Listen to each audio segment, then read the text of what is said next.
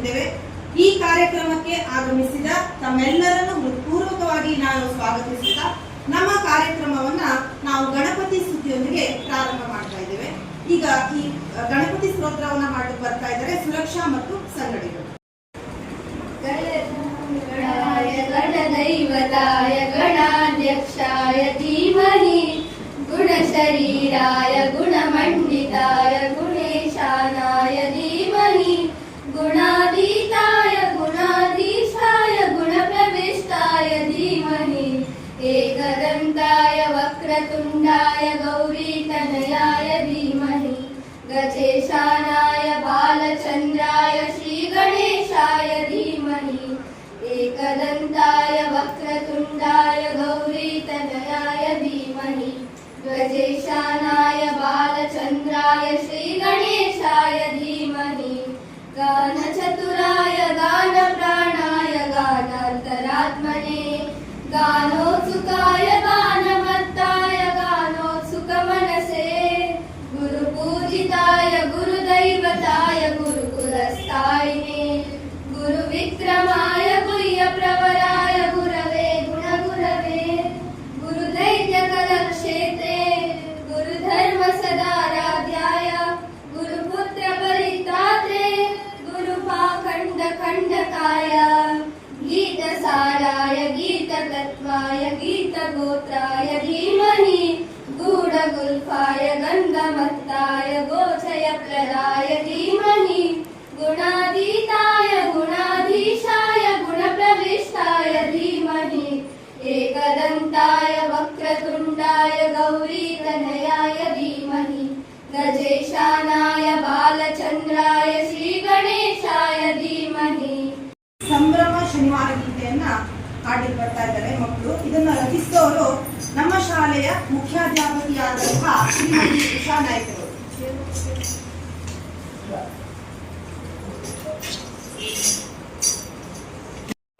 ನಾವು ಹಾಡುತ್ತಿರುವ ಹಾಡು ಸಂಭ್ರಮ ಶನಿವಾರದ ಹಾಡು. ಇದನ್ನು ರಚಿಸಿದವರು ನಮ್ಮ ಶಾಲೆಯ ಮುಖ್ಯಾಧ್ಯಾಪಕರಾದ ಶ್ರೀಮತಿ ಉಷಾ ನಾಯಕರವರು. ಎಂತ ಮಜವಣ್ಣ ಆಹಾ ಎಂತ ಮಜವಣ್ಣ ಎಂತ ಮಜವಣ್ಣ ಆಹಾ ಎಂತ ಮಜವಣ್ಣ ಬಂದಿರುವುದು ಅಣ್ಣಯ್ಯ ಮೂರನೇ ಶನಿವಾರ ಬಂದಿರುವುದು ಅಣ್ಣಯ್ಯ ಮೂರನೇ ಶನಿವಾರ ಯಾವಂದು ಹೊರದೆ ಬಂದೇವು ಶಾಲೆಗೆ ಯಾವಂದು ಹೊರದೆ ಬಂದೇವು ಶಾಲೆಗೆ ಸಂಭ್ರಮ ಶನಿವಾರ ಇದುವೇ ಸಂಭ್ರಮ ಶನಿವಾರ ಇದುವೇ ಸಂಭ್ರಮ ಶನಿವಾರ ಶೈಕ್ಷಣಿಕ ಬೌದ್ಧಿಕ ಹೊರೆಯು ಕಡಿಮೆ ಶೈಕ್ಷಣಿಕ ಬೌದ್ಧಿಕ ಹೊರೆಯು ಕಡಿಮೆ ಸಂತಸ ಉಲ್ಲಾಸದಿ ಕಲಿಕೆಗೆ ಸಹಾಯಕ ಸಂತಸ ಉಲ್ಲಾಸದಿ ಕಲಿಕೆಗೆ ಸಹಾಯಕ ಸಂಭ್ರಮ ಶನಿವಾರ ಇದುವೇ ಸಂಭ್ರಮ ಶನಿವಾರ ಇದುವೇ ಸಂಭ್ರಮ ಶನಿವಾರ ಮೌಲ್ಯ ಶಿಕ್ಷಣ ತಿಳಿಯಲು ನಾಗರಿಕ ಪ್ರಜ್ಞೆ ಅರಿಯಲು ಮೌಲ್ಯ ಶಿಕ್ಷಣ ತಿಳಿಯಲು ನಾಗರಿಕ ಪ್ರಜ್ಞೆ ಅರಿಯಲು ಬಹುಮುಖ ಪ್ರತಿಭೆಯ ಅರಳಿಸಿ ಬೆಳಗಲು ಬಹುಮುಖ ಪ್ರತಿಭೆಯ ಅರಳಿಸಿ ಬೆಳಗಲು ಸಂಭ್ರಮ ಶನಿವಾರ ಇದುವೇ ಸಂಭ್ರಮ ಶನಿವಾರ ಇದುವೇ ಸಂಭ್ರಮ ಶನಿವಾರ ವಿಶೇಷ ಚೇತನರ ಜೀವನಾಡಿದೆವು ವಿಶೇಷ ಚೇತನರ ಜೀವನಾಡಿದೆವು ಅವರು ನಮ್ಮಂತೆ ಎನ್ನುತ್ತ ಸಾರಲು ಅವರು ನಮ್ಮಂತೆ ಎನ್ನುತ್ತ ಸಾರಲು ಸಂಭ್ರಮ ಶನಿವಾರ ಇದುವೇ ಸಂಭ್ರಮ ಶನಿವಾರ ಇದುವೇ ಸಂಭ್ರಮ ಶನಿವಾರ ಎಂತ ಮಜವಣ್ಣ ಆಹಾ ಎಂತ ಮಜವಣ್ಣ ಎಂತ ಮಜವಣ್ಣ ಆಹಾ ಎಂತ ಮಜವಣ್ಣ. 2026-27ನೇ ಸಾಲಿನ ಸಂಭ್ರಮ ಶನಿವಾರದ ಪ್ರಥಮ ಎಪಿಸೋಡ್ ಅಂತಾನೆ ಹೇಳಬೇಕು ಹಂತವನ್ನ ನಾವಿವತ್ತು ಆರಂಭಿಸ್ತಾ ಇದ್ದೇವೆ. ಇಂದಿನ ಈ ಕಾರ್ಯಕ್ರಮವನ್ನ ನಾವು ನಮ್ಮ ಶಾಲೆಯಲ್ಲಿ ಆಚರಿಸಬೇಕು ಅಂದ್ಕೊಂಡಾಗ ಶಿಕ್ಷಕರೆಲ್ಲ ಸೇರಿ ಮಾತಾಡಿ ಯಾವ ರೀತಿಯನ್ನ ಮಾಡಬಹುದು ಅಂತೇಳಿ ಚರ್ಚಿಸಿ ಒಂದು ಸಭೆಯನ್ನ ಕೈಗೊಂಡು ಈ ಕಾರ್ಯಕ್ರಮವನ್ನು ನಾವು ಇವತ್ತು ಆಯೋಜನೆಯನ್ನ ಮಾಡಿದ್ದೇವೆ. ಇಂದಿನ ಕಾರ್ಯಕ್ರಮಕ್ಕೆ ಉದ್ಘಾಟಕರಾಗಿ ಬಂದಂತಹ ನಮ್ಮ ಹೊನ್ನಾವರ ತಾಲೂಕಿನ ಪ್ರಮುಖ ವೈದ್ಯರಾದ ಶ್ರೀ ಡಾಕ್ಟರ್ ರಾಜೇಶ್ ಸರ್ ನಮ್ಮ ಜೊತೆ ಇದ್ದಾರೆ. ಅವರಿಗೆ ನಮ್ಮ ನಿಮ್ಮೆಲ್ಲರ ಸ್ವಾಗತವನ್ನ ಬಯಸ್ತಾ ಇದ್ದೇನೆ.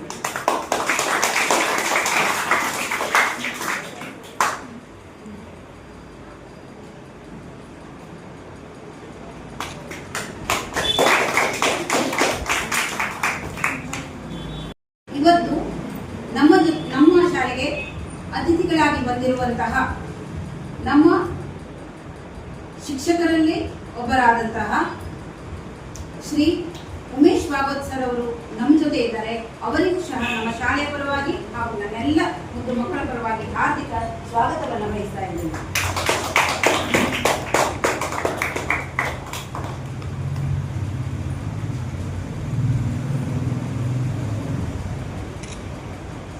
ಹಾಗೆ ಇಂದಿನ ನಮ್ಮ ಈ ಕಾರ್ಯಕ್ರಮಕ್ಕೆ ಆಗಮಿಸಿದಂತಹ ನಮ್ಮ ಇಲಾಖೆಯಿಂದ ಬಂದಂತಹ ಶ್ರೀಮತಿ ವೀಣಾ ಭಟ್ ಮೇಡಮ್ ಅವರು ನಮ್ಮ ಜೊತೆ ಇದ್ದಾರೆ. ಅವರಿಗೂ ಸಹ ಹಾರ್ದಿಕ ಸ್ವಾಗತವನ್ನ ಬಯಸ್ತಾ ಇದ್ದೇನೆ.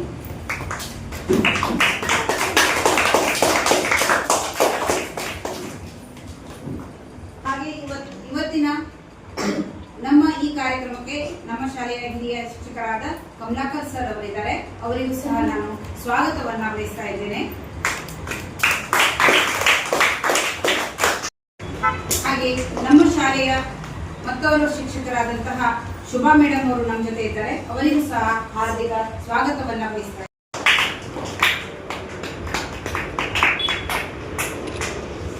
ಹಾಗೆ ನಮ್ಮ ಶಾಲೆಯ ಅತಿಥಿ ಶಿಕ್ಷಕರಾದ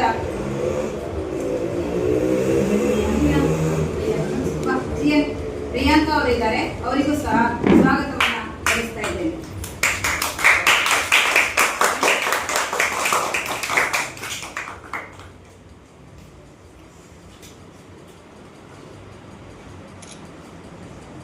ಹಾಗೆ ಇನ್ನೋರ್ವ ಶಿಕ್ಷಕರಾದ ಸವಿತಾ ಮೇಡಮ್ ಅವರು ನಮ್ಮ ಜೊತೆ ಇದ್ದಾರೆ. ಅವರಿಗೂ ಸಹ ಸ್ವಾಗತವನ್ನ ಬಯಸ್ತಾ ಇದ್ದೇನೆ.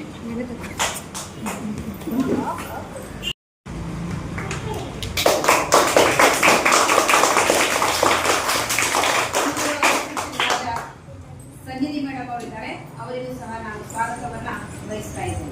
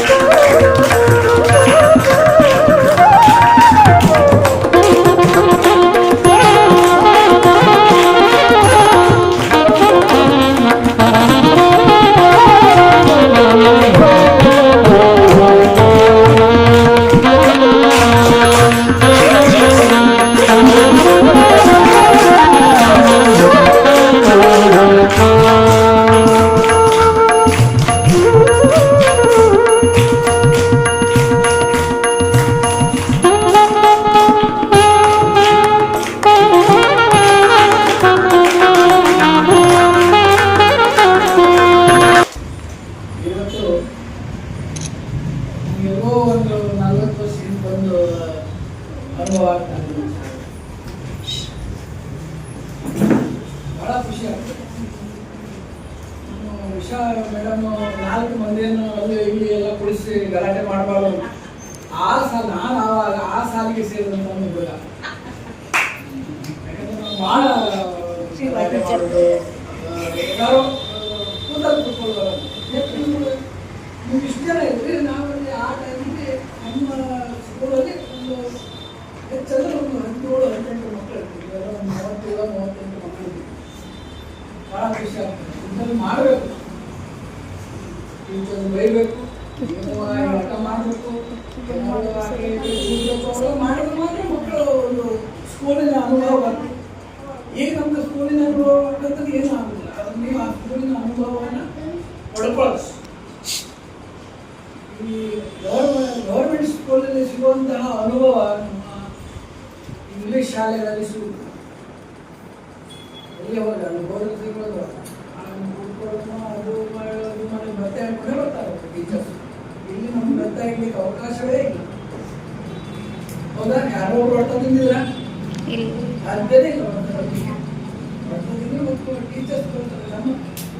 ನಾವು ಕಲಿಬೇಕಾದ್ರೆ ನಾವೇನಾದ್ರು ಬೆಟ್ಟ ತಿಂದ್ರೆ ಮನೆಗೆ ಹೋಗಿ ಹೇಳಿದ್ರೆ ತಂದೆಯವರ ತಾಯಿಯವರು ಮನೆಗೆ ಬಂದು ಟೀಚರ್ಸಿಗೆ ಬಂದು ಅವನು ಹಾಗೆ ಮತ್ತೊಂದು ಯಾರು ಹಾಕ್ರೆ ಅನ್ನುವಂಥದ್ದು ಅವ್ರ ಪರಿಸ್ಥಿತಿ ಇರ್ತದೆ. ಈಗ ಆ ಪರಿಸ್ಥಿತಿ ಎಲ್ಲ ಕಲಿತಾ ಇದ್ರೆ ನಮ್ಗೆ ನೋಡಿ ಭಾಳ ಖುಷಿ ಆಯ್ತು. ಎಲ್ಲರೂ ಏನು ಗಲಾಟೆ ಮಾಡ್ತಾ ಇಲ್ಲ. ನೀವು ಅಲ್ಲಿ ಇಲ್ಲಿ ಯಾರು ಇರ್ತಾವೆ ಮಾಡಲಿಕ್ಕಾಗಲ್ಲ. ಖುಷಿಯಿಂದ ನೀವು ಕಲಿತಾ ಇಲ್ಲ.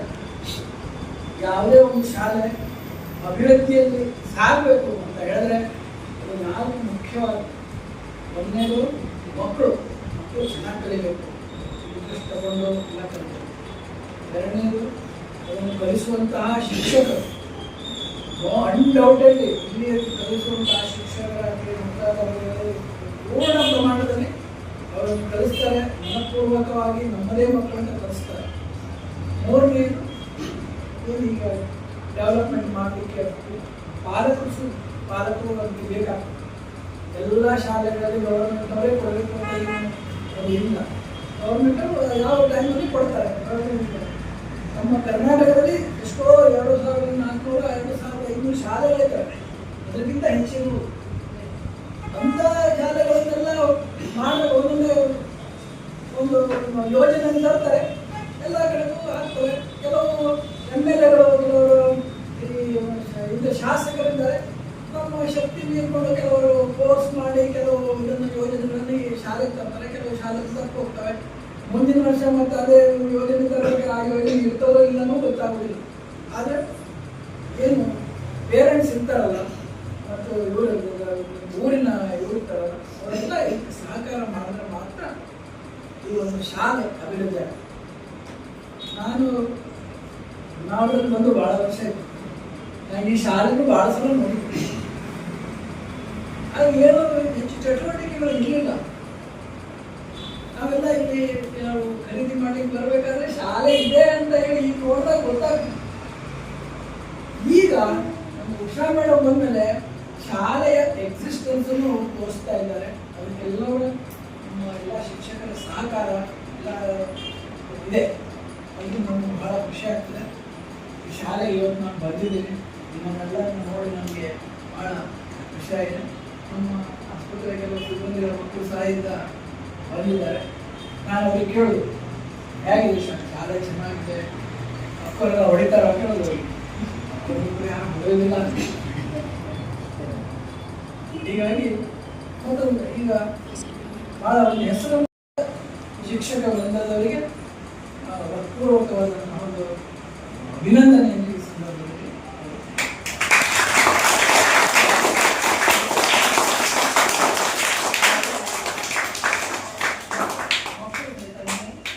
ಒಳ್ಳೆಯ ರೀತಿಯಿಂದ ಈ ಶಾಲೆಯಲ್ಲಿ ಕಲಿಬೇಕು. ಒಳ್ಳೆ ಹೇಳಿಕ್ಕಾಗಲ್ಲ. ಈ ಶಾಲೆ ಮಕ್ಕಳು ಎಲ್ಲಿ ಏನಾದ್ರು ಆಗ್ಬೋದು, ಡಾಕ್ಟರ್ ಆಗ್ಬೋದು, ಇಂಜಿನಿಯರ್ ಆಗ್ಬೋದು, ಇಲ್ಲ ವಿಜ್ಞಾನಿಗಳಾಗ್ಬೋದು, ಇಲ್ಲ ಶಿಕ್ಷಕರೇ ಆಗಿ ಮುಖ್ಯಾಧ್ಯಾಪಕರಾಗಿ ಶಾಲೆಗೂ ಬರ್ಬೋದು. ಹೇಳುತ್ತಾ ನೀವು ಉಪಕಟದಿಂದ ಕಲಿಬೇಕು. ನಿಮಗೆ ಸಹಕಾರ ಸಿಗ್ತಾ ಇರ್ತದೆ. ನೀವು ಪಾಲಕರು ಕೊಡ್ತಾರೆ. ಮುಂದಿನ ದಿನದಲ್ಲಿ ನೀವು ಒಳ್ಳೆಯ ರೀತಿಯಿಂದ ಶಿಸ್ತಿನಿಂದ ಒಳ್ಳೆಯ ರೀತಿಯಿಂದ ಪಾಲಕರಿಗೆ ಗೌರವ ಕೊಡೋದು, ಶಿಕ್ಷಕರಿಗೆ ಗೌರವ ಕೊಡೋದು ಬಹಳ ಮುಖ್ಯ.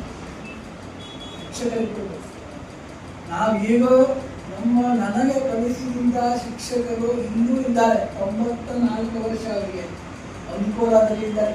ನಾವು ಎಲ್ಲಾದ್ರೂ ಅಂಕೋಲಕ್ಕೆ ಹೋದಾಗ ಆ ಶಿಕ್ಷಕರನ್ನು ನೋಡ್ಕೊಂಡು ಬರ್ತೀವಿ. ಅವ್ರು ನಮ್ಗೆ ನೋಡೋದು ಇನ್ನು ಯಾರು ಗೊತ್ತಾಗೋದಿಲ್ಲ.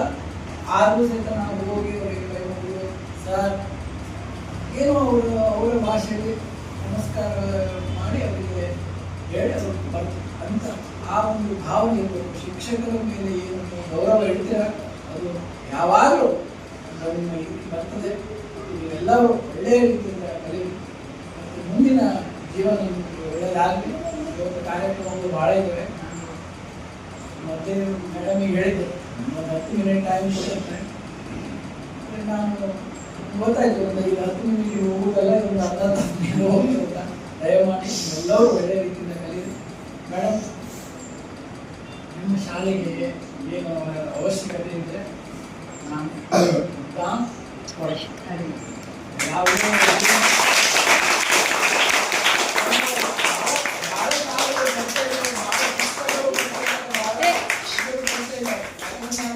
ಇಲ್ಲಿ ಬಂದೆ 42 ವರ್ಷ ಆಯ್ತು. ಈಗ 1 ಅವರ್ಗೆ ಬಂದು ಎಲ್ಲ ಶಾಲೆಗಳು ಟೀಚರ್ಸು ನಮ್ಮ ಪರಿಚಯ ಎಲ್ಲ. ಅದರಿಂದ ನಮಗೆ ಈ ಶಾಲೆಗೆ ಏನಾದ್ರು ಬೇಕಾದರೆ ಹೇಳಿ, ನಾನು ಆದಷ್ಟು ನಮಗೆ ಸಹಾಯ ಆಗ್ತದೆ, ಉದ್ಧಾರ ಮಾಡ್ತೀನಿ. ಮತ್ತು ಈ ಶಾಲೆಗೆ ನಾನು ಬರ್ತಾ ಇರ್ತೀನಿ. ನಿಮ್ಮೆಲ್ಲರ ಒಂದು ಇದನ್ನು ಒಳ್ಳೆಯ ರೀತಿಯಿಂದ ಕಲೀರಿ. ಮುಂದೆ ಈಗ 7th ಅಲ್ಲಿ 7th ಆದಮೇಲೆ 8th ಬೇರೆ ಬೇರೆ ಸ್ಕೂಲ್ ಅಲ್ಲಿ ನಿಮ್ಮ ಶಾಲೆ ಹೆಸರನ್ನು ಬೆಳಗಿಸಿ ಅಂತ ಹೇಳ್ತಾ ಮತ್ತೊಮ್ಮೆ ನೀವು ಕರೆದು ಮಾತಾಡಲಿಕ್ಕೆ ಅವಕಾಶ ಮಾಡಿದ ಎಲ್ಲರಿಗೂ ಹೃದಯಪೂರ್ವಕ ಧನ್ಯವಾದಗಳನ್ನು ಹೇಳ್ತಾ ನನ್ನ ಎರಡು ಮಾತು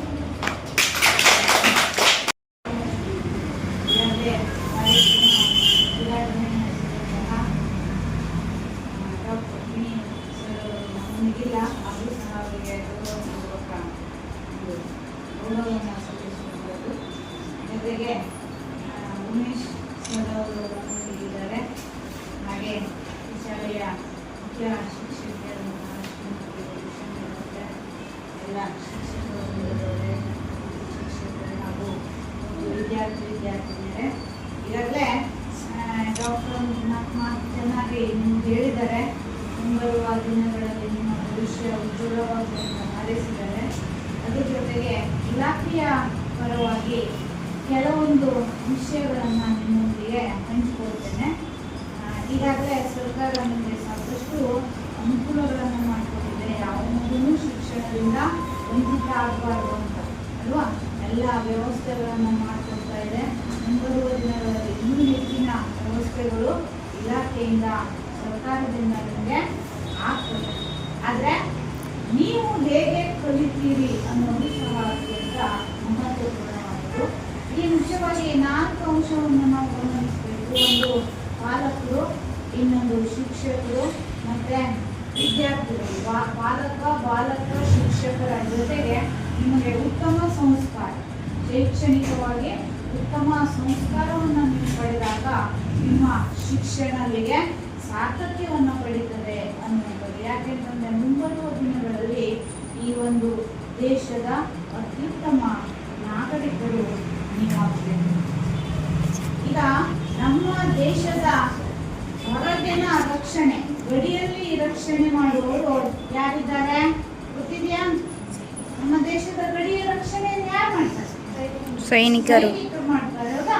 ದೇಶದಿಂದ ಹೊರಗಿನ ವೈರಿಗಳು ಬರದೇ ಇದ್ದಾಗೆ ರಕ್ಷಣೆಯನ್ನು ಅವ್ರು ಮಾಡ್ತಾರೆ. ಆದ್ರೆ ದೇಶದ ಒಳಗೆ ನಮ್ಮ ವೈರಿಗಳು ಕುತ್ಕೊಳ್ಬಾರ್ದಲ್ವಾ? ಹಾಗಾಗಿ ನಿಮಗೆ ಉತ್ತಮ ಶಿಕ್ಷಣವನ್ನ ನೀವು ಪಡೆದಾಗ ದೇಶಾಭಿಮಾನ, ಉತ್ತಮ ಸಂಸ್ಕಾರ ಅದನ್ನೆಲ್ಲ ನೀವು ಪಡೆಯಬೇಕು. ನೀವು ನಮ್ಮ ದೇಶದ ಒಳಗಿನ ರಕ್ಷಕರಾಗಿ, ದೇಶದ ಒಳಗಿನ ರಕ್ಷಕರು ನೀವು ಆದಾಗ ಮಾತ್ರ ದೇಶ ಸುಭದ್ರವಾಗಿರ್ಲಿಕ್ಕೆ ಸಾಧ್ಯ, ದೇಶ ಚೆನ್ನಾಗಿರ್ಲಿಕ್ಕೆ ಸಾಧ್ಯ, ನಾಳಿನ ನಮ್ಮ ಭವಿಷ್ಯವನ್ನ ಚೆನ್ನಾಗಿಟ್ಕೊಳ್ಳಿಕ್ಕೆ ಸಾಧ್ಯ ಆಗ್ತದೆ. ದೇಶವೇ ಚೆನ್ನಾಗಿಲ್ಲ, ದೇಶದಲ್ಲಿನ ನಾಗರಿಕತೆ, ಜನರ ಜೀವನ ಮಟ್ಟವೇ ಚೆನ್ನಾಗಿಲ್ಲ ಅಂತಂದ್ರೆ ನಾವು ಯಾರು ಚೆನ್ನಾಗಿ ಬದುಕಬೇಕಾಗೋದು ಹೌದಾ? ಆ ಉದ್ದೇಶದಿಂದ ನಿಮಗೆ ಒಳ್ಳೆ ರೀತಿಯ ಸಂಸ್ಕಾರ ಬರಬೇಕು ಅನ್ನುವಂತಹ ಉದ್ದೇಶದಿಂದ ಹಲವು ವಿಚಾರಗಳನ್ನ ಉಪನ್ಯಾಸಕರಾದ ಶ್ರೀ ಹಾಗೂ ಈ ಶಾಲೆಯ ಕ್ರಿಯಾಶೀಲ ಮುಖ್ಯ ಶಿಕ್ಷಕರಾದ ಶಾಮಿಲರಾದ ಹಾಗೂ ಎಲ್ಲ ಅತಿಥಿ ಶಿಕ್ಷಕರೇ ಮತ್ತು ಮಕ್ಕಳೇ, ನಾವು ಸಹ ಶಿಕ್ಷಕ ಪ್ರಭಾಕೇರಿ ಶಾಲೆಯಲ್ಲಿ ನಾನು ಮುಖ್ಯಾಧ್ಯಾಪಕನಾಗಿ ಕೆಲಸ ಮಾಡ್ತೇನೆ.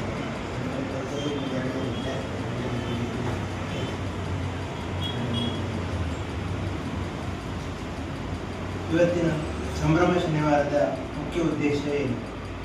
ಸಂಭ್ರಮ ಶನಿವಾರ ಬ್ಯಾಗ್ ಸಂಭ್ರಮಿಸಬೇಕು. ಶನಿವಾರ ಮಕ್ಕಳು ಸಂಭ್ರಮಿಸಬೇಕು. ಆದರೆ ಬ್ಯಾಗ್ ಇಲ್ಲದೆ ಬಂದ್ಕೊಂಡು ಖುಷಿ ಪಟ್ಕೊಂಡು ಹೋಗೋದಿಲ್ಲ.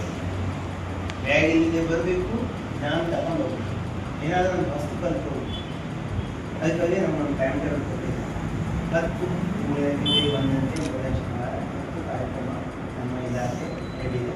ಇವತ್ತು ವಿಶೇಷ ಚೇತನ ವ್ಯಕ್ತಿಗಳೊಡನೆ ಸಂವಾದ ಹೇಳುವುದು. ನನ್ನನ್ನೇ ಯಾಕೆ ಕರೆದು ನನ್ನ ಟೀಚರು ನಾನು ಬರೋದಿಲ್ಲ ಅಂತ ಹೇಳ್ತೇನೆ, ನನ್ನ ಕರೆದಿತ್ತು, ಅದು ನನ್ನನ್ನೇ ಯಾಕೆ ಕರೆದು ಅಂತಂದರೆ ನಾನು ಬಾಲ್ಯದಲ್ಲಿಯೇ ನನ್ನ 2 ಕ್ಲಬ್ ಫೀಟ್ ಕಾಲುಗಳು ಡೊಂಕಾಗಿರೋದ್ರಿಂದ ನಾನು ಸಹ ವಿಶೇಷ ಚೇತನ ವ್ಯಕ್ತಿಗಳಲ್ಲಿ ಒಬ್ಬ. ಅದು ಮಕ್ಕಳಿಗೆ ಲಾಭ ಆಗಬೇಕು, ಸಂವಾದ ಮಾಡಬೇಕು ಮಕ್ಕಳು. ಅದನ್ನು ವಿಶೇಷ ಚೇತನ ವ್ಯಕ್ತಿಗಳ ಯಾವ ರೀತಿ ನೀವು ಅಥವಾ ನಿಮ್ಮ ಗೆಳೆಯರೊಡನೆ ಹೇಗಿರಬೇಕು, ಸಮಾಜದಲ್ಲಿ ಹೇಗಿರ್ತಾರೆ ಅದ್ರ ಬಗ್ಗೆ ಸ್ವಲ್ಪ ತಿಳ್ಕೊಳ್ಬೇಕು ಹೇಳೋದು ಈ ಒಂದು ಕಾರ್ಯಕ್ರಮದ ಉದ್ದೇಶ. ಬಾಲ್ಯದಲ್ಲಿ ಹುಟ್ಟುತ್ತಾನೆ ನನ್ನ ಫೀಲ್ಡ್ ಕಾಲು ಡೊಂಕಾಗಿತ್ತು. ಆದರೆ ನಮ್ಮ ತಂದೆ ತಾಯಿಗಳು ನನ್ನನ್ನು ಬೆನ್ನ ತಟ್ಟಿ ಪ್ರೋತ್ಸಾಹ ಕೊಟ್ಟು ಶಿಕ್ಷಣವನ್ನು ನೀಡಿದರು. ನನ್ನ ಅಪ್ಪನ ಮಾಸ್ತರೇ ಮುಂತಾದಲ್ಲಿ ಭಾಳಷ್ಟು ವರ್ಷ ಕಾಲ ಕಲಿಸ್ಕೊಂಡು ಮುಂತಾದ ಅಲ್ಲಿ ರಿಟೈರ್ಡ್ ಆಯಿತು. ನನ್ನ ತಾಯಿ ಮನೆ ಕೆಲಸ ಗೃಹಿಣಿ. ನನ್ನನ್ನು ಅತಿ ಧೈರ್ಯದಿಂದ ಯಾವ ಮಕ್ಕಳಿಗೂ ಕೊರತೆ ಇಲ್ಲದಂತೆ ಎಲ್ಲ ಮಕ್ಕಳಿಗೆ ಸಮಾನರಾಗಿ ಬೆಳೆಯುವಂತೆ ನನ್ನ ಪ್ರೋತ್ಸಾಹ ಬಾಲ್ಯದಿಂದಲೇ. ನಾನು ನನ್ನ ಅಂದಿಗೋಡು ಶಾಲೆಯಲ್ಲೇ ಕಲಿತದ್ದು, ಕನ್ನಡ ಶಾಲೆಯಲ್ಲಿ. ನನ್ನ ಅಂದಿಗೋಡು ಅಲ್ಲೇ ಹೋದದ್ದು, ಮನೆಯಲ್ಲಿ 7ನೇ 8, 9, 10ನೇ ಬಾಯ್ ಸ್ಕೂಲಲ್ಲಿ, 11, 12ನೇ ತರಗತಿ ಅರಣ್ಯಲ್ಲಿ, 13, 14, 15 BA ಡಿಗ್ರಿಯನ್ನು ನಾನು STM ಕಾಲೇಜಲ್ಲಿ. ಇಷ್ಟು ಹಂತವನ್ನು ನಾನು ನಮ್ಮ ಊರಲ್ಲಿ ಕಳೆದೆ.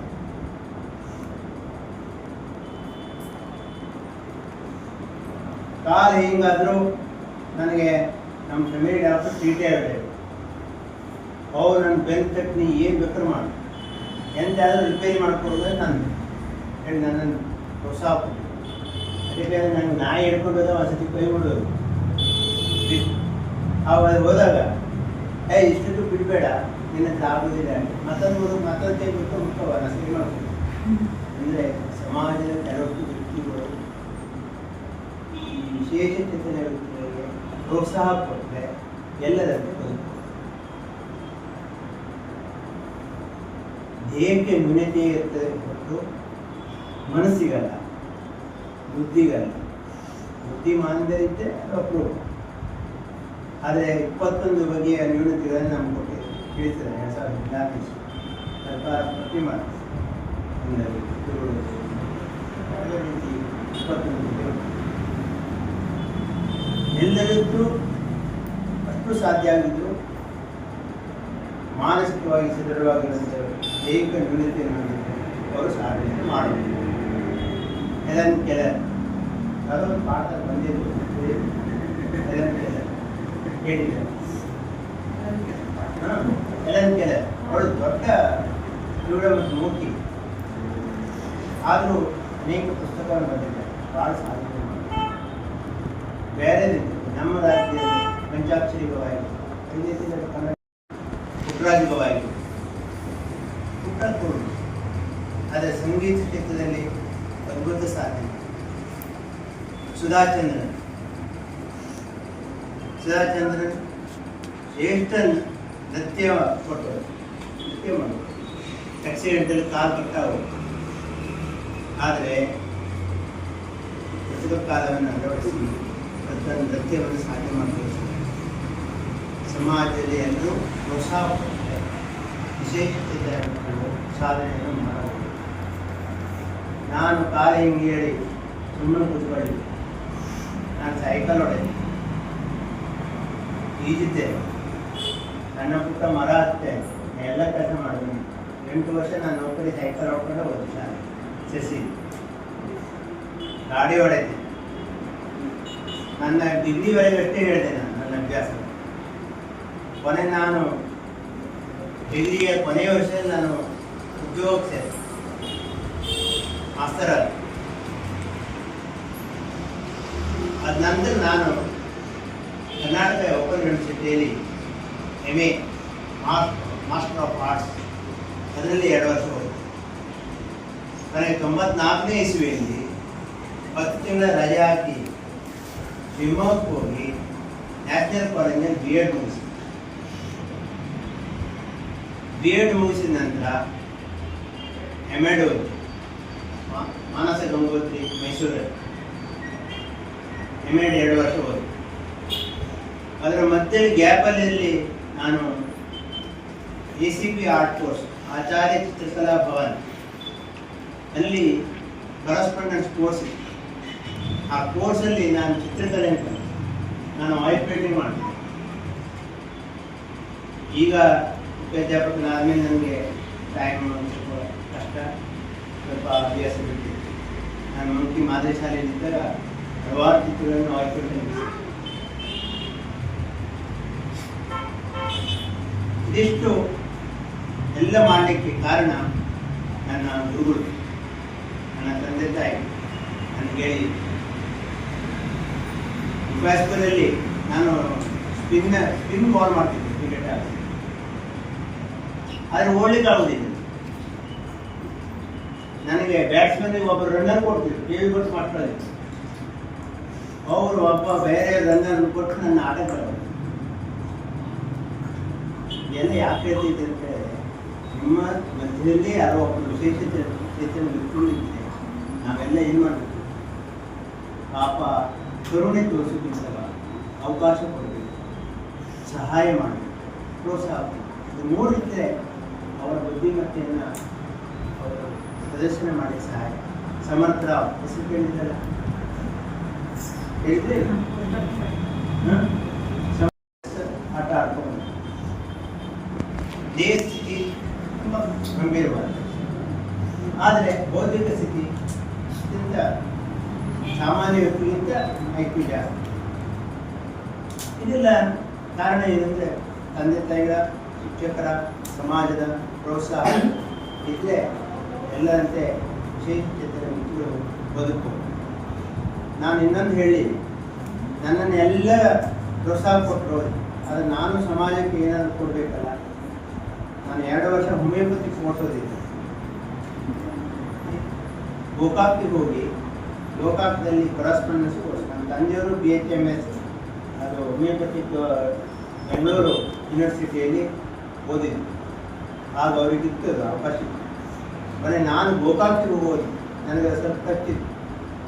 ನಾನು ಈಗಲೂ ಸಹ ಅನೇಕ ಜನರಿಗೆ ಯಾವುದೇ ರೀತಿಯ ಫೀಸ್ ಕಟ್ಟದಿದ್ದೆ ಹೋಮಿಯೋಪತಿಕ್ ಸೇವೆಯನ್ನು ಕೊಡ್ತಾ ಇದ್ದೆ. ಭಾಳ ಜನ ಬರ್ತಾರೆ, ಭಾಳ ಜನ ಫೋನ್ ಮಾಡ್ತಾರೆ. ಫ್ರೀಯಾಗಿ ಔಷಧೀಯ ಸಲಹೆಯನ್ನು ನಾನು ಕೊಡ್ತಾ ಇದ್ದೀನಿ. ನಾನು ಅಧ್ಯಯನ ಮಾಡಿದ ಆಧಾರ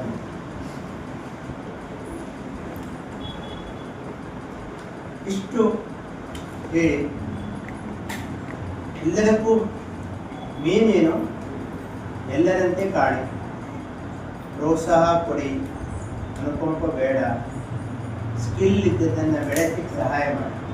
ಮಕ್ಕಳಾದವರು ಏನು ಮಾಡಬೇಕು, ಸಣ್ಣ ಪುಟ್ಟ ಸಹಾಯ ನಿಮ್ಮದೇ ಯಾರೋ ಇದ್ದರೆ ಸಹಾಯ ಮಾಡಿ. ಆಗ ವಿಶೇಷಚೇತನ ವ್ಯಕ್ತಿಗಳು ಸಹ ಸಾಧನೆ ಮಾಡಲಿಕ್ಕೆ ಸಾಧ್ಯ ಆಗುತ್ತೆ. ಅದೇ ಇವತ್ತಿನ ಒಂದು ಕಾನ್ಸೆಪ್ಟ್. ಏನು ಹೇಗೆ ನಾವು ನೋಡ್ಕೊಳ್ಬೇಕು. ನಿಮ್ಮ ಈಗೇನೋ ಸಂವಾದ ಹೇಳಿದ್ವಿ, ಸಂವಾದದ ಯಾವುದಾದ್ರು ನಿಮ್ಮ ಪ್ರಶ್ನೆ ಕೇಳೋದಿದ್ರೆ ಕೇಳು, ಇಲ್ಲೇ ಕೇಳಿ. ನಿಮ್ಮ ಡೌಟ್ ಏನಿದ್ರೆ ಕೇಳಿ. 3 major system: Kannada, geography, Sanskrit. ಈ 3 ಮೇಜರ್ ವಿಷಯದಲ್ಲಿ ನಾನು BA ಮುಗಿಸಿದೆ. ಕನ್ನಡ ವಿಷಯದಲ್ಲಿ MA ಮುಗಿಸಿದೆ.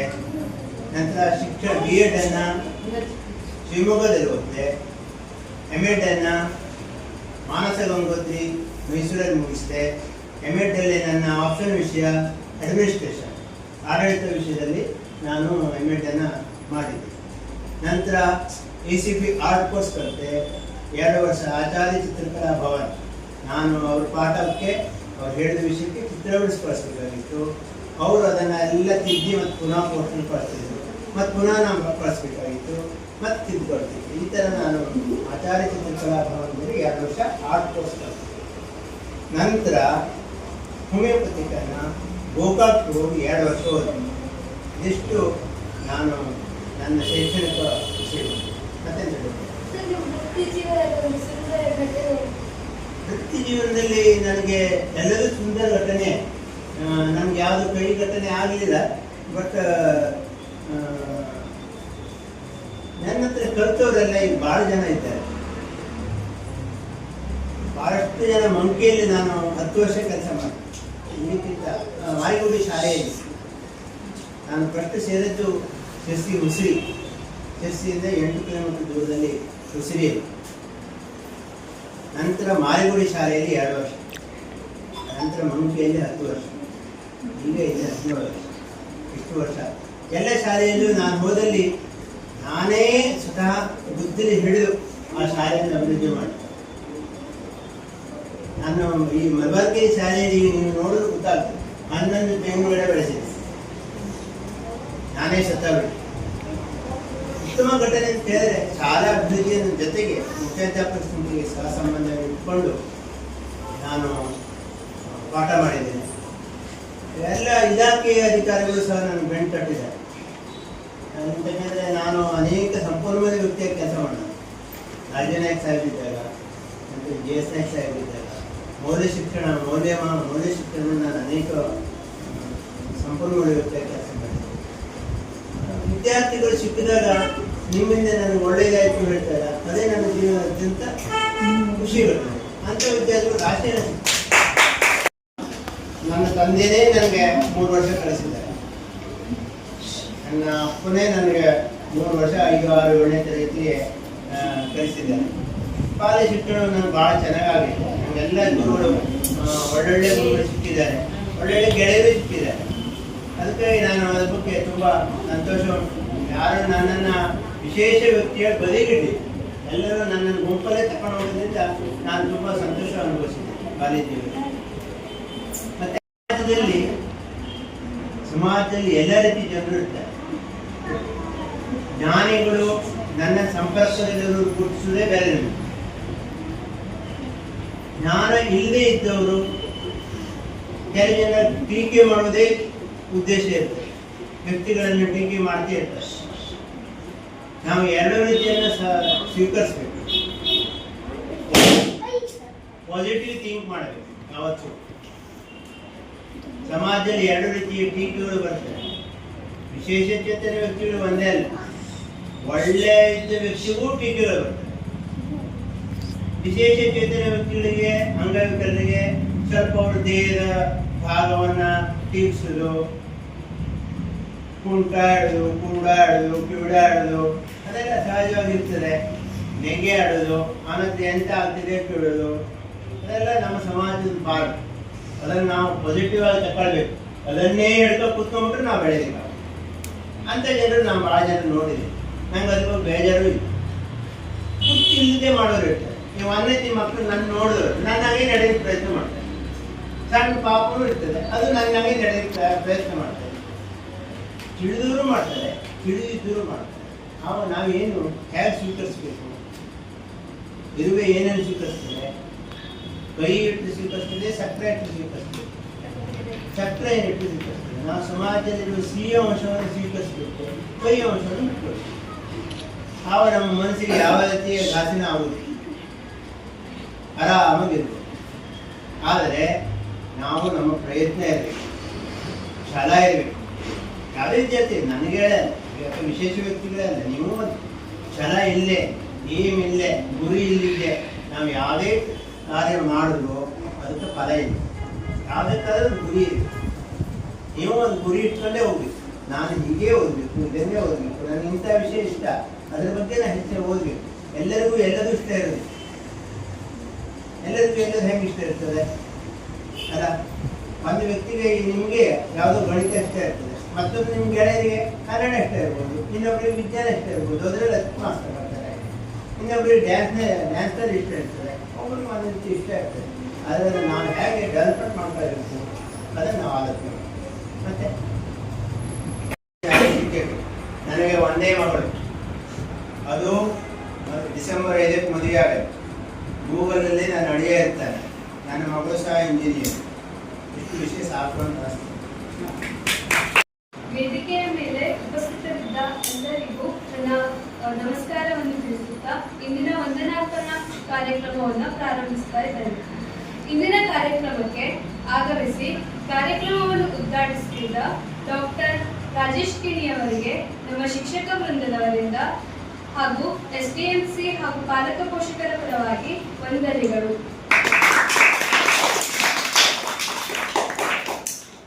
ಈ ಕಾರ್ಯಕ್ರಮಕ್ಕೆ ಅತಿಥಿಗಳಾಗಿ ಆಗಮಿಸಿದ ಶ್ರೀ ಉಮೇಶ್ ಭಾಗವತ್ ಸರ್ ಅವರಿಗೆ ನಮ್ಮ ಶಿಕ್ಷಕ ವೃಂದದವರಿಂದ SDMC ಹಾಗೂ ಪಾಲಕ ಪೋಷಕರಿಂದ ವಂದನೆಗಳನ್ನು ಅರ್ಪಿಸುತ್ತೇನೆ.